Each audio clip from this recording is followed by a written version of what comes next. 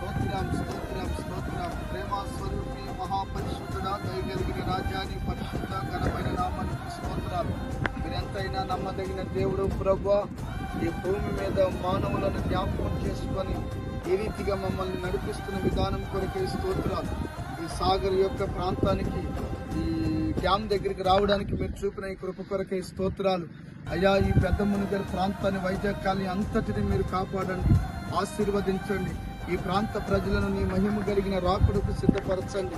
మహిమ కలిగిన దేవుడా, నీవు చేసిన ఈ సృష్టిని చూసి సంతోషించడానికి, ఈ ప్రాంతం కొరకు ఇక్కడ ప్రార్థన చేయడానికి మీరు ఇచ్చిన కృప కొరకే స్తోత్రం.